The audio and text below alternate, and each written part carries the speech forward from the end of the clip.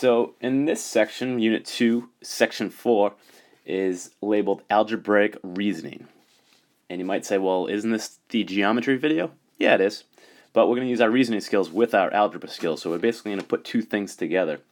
But before we can even get into that, you guys really need to understand a few different algebraic properties that you probably know, but I'm just going to give them to you here. So what I'm going to show you is the algebraic properties of equality. Now there's 6 of these. So the first one that I'm going to show you is actually the addition property of equality. And all that really means is if A equals B, then A plus C will equal B plus C. So if A equals 1, then B has to equal 1. So then 1, and we'll call C 3. Then that would also mean that this would be equal. So 4 would equal 4. So that's all the addition property of equality is.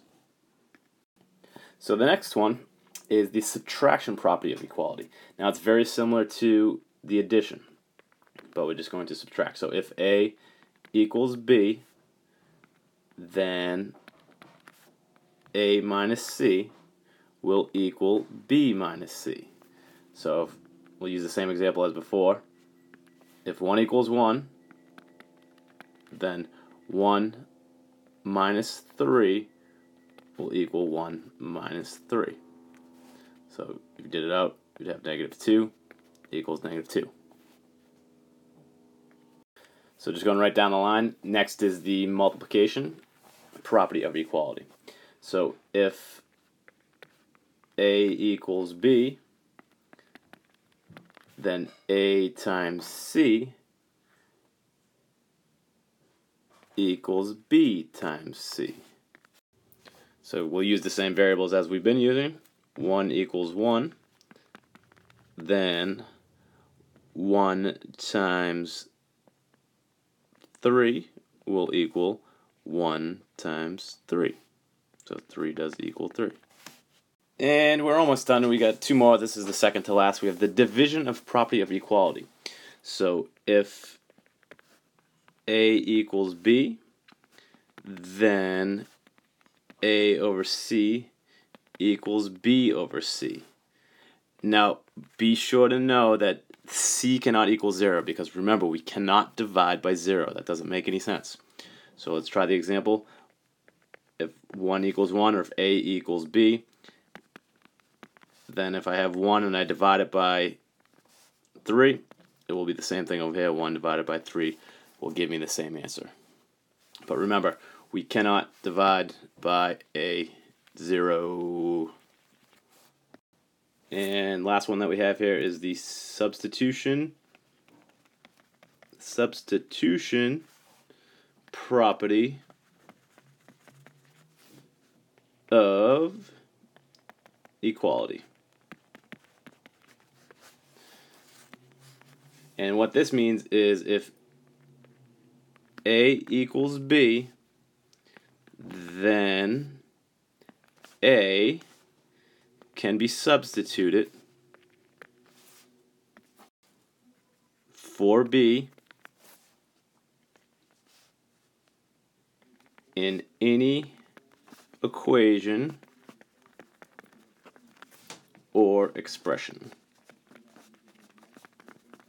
Or vice versa. You could go, or B for A. So here would be an example of the substitution property of equality. So let's say that we know that A equals 1. Well, if we know that A equals B, I can take the value that is the A equals 1, and we can take this A equals 1 and we can plug it back into here. So that would be 2 times 1 plus 3, and our expression would give us 6.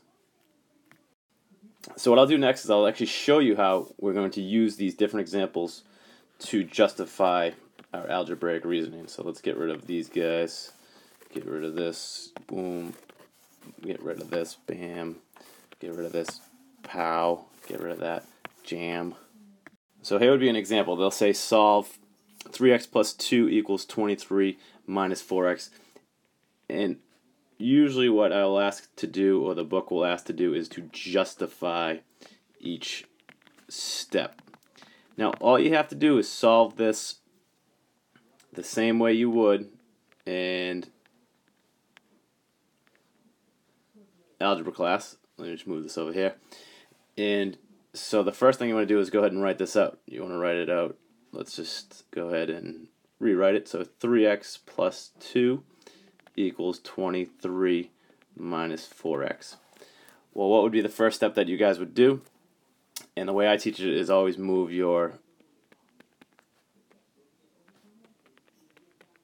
x's to your smaller amount to the bigger amount. So this would be 7x plus 2 equals 23.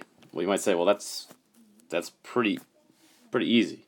But yeah, what you want to do off to the side is you want to write your steps. So the first step that we had, I'll put it in red for you, is a given. Right?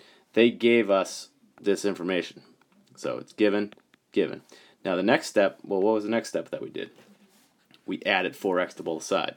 So what that is that's the addition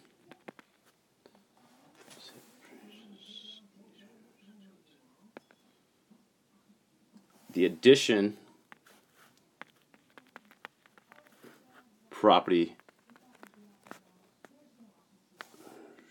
So that's the addition property of equality. And then the next thing you want to look at is you want to look at, well, how did I get 7x plus 2 equals 23? And it's very, very simple. All you have to know is that is because we simplified. So that's all you have to write is simplify for your reason.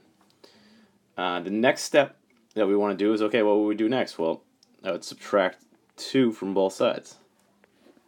Okay, so why did I subtract 2 from both sides, and what is the reasoning for that? Which would be the subtraction property of equality. Now, the next step, you want to go ahead and, well, what do we need to do? Need to simplify. So it's 7x equals 21. Now, the reasoning there is you want to go ahead and say simplify. If you notice what I just put up here, because I forgot to put it up before, was you want to make sure you just write reason up top.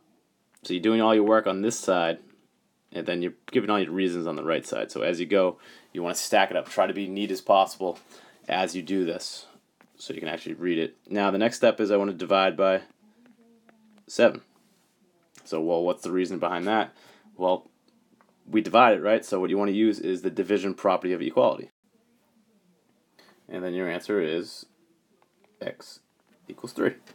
So the big thing with this is just explaining each step. So this was given. We add it, so that's the addition property of equality. We simplified to get this. Then we subtract it, so the subtraction property of equality.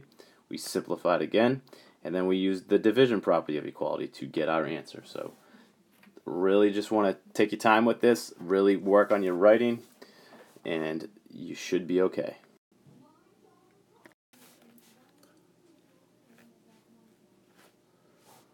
So we have negative 5 times 7w plus 8 equals 30.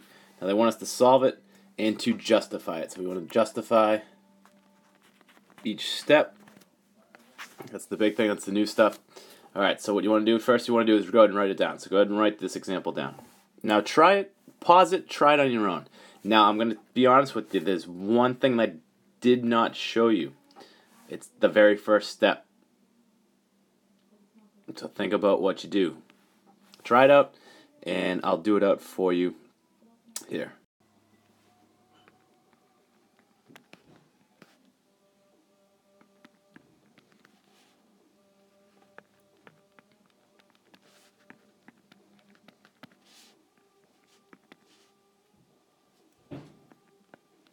So basically, once you're done doing this, and it's up to you how you want to do it. You can do your workout, then give your reasons, or you can do each step. Basically, what I did is did out all my work, and then I'll go back and I'll go ahead and put my reasons in. So let me see. So the first reason would be a given, right? So given. So boom, done. We'll put that right here. that was given. And the next one is the one that I didn't mention, was the distributive property. The distributive property. Distributive property. Distributive property. Distributive property. Distributive property. And then from there, what I did is I added 40 to both sides. When you add 40 to both sides, well, what is that? You use an addition, so it's the addition property. And then the next step that we used, that you should have used, was right here. We divided both sides by negative 35. The inverse of multiplication is division. So when we divide, it's just the division property of equality. We have to, whatever we do to this side, we must do to this side. So our final answer is W equals negative 12. And if you notice, yet again, I forgot to put the reason up top. So make sure you do that first. Do that first, and then go ahead and write given, and then figure out all your other reasonings behind what you did, and then you should be good from there. Well, thank you so much for watching this video. If you have any questions, remember to make your HOT question, your confusion question, or your example. And have a good day, have a good night, have a good morning. Goodbye.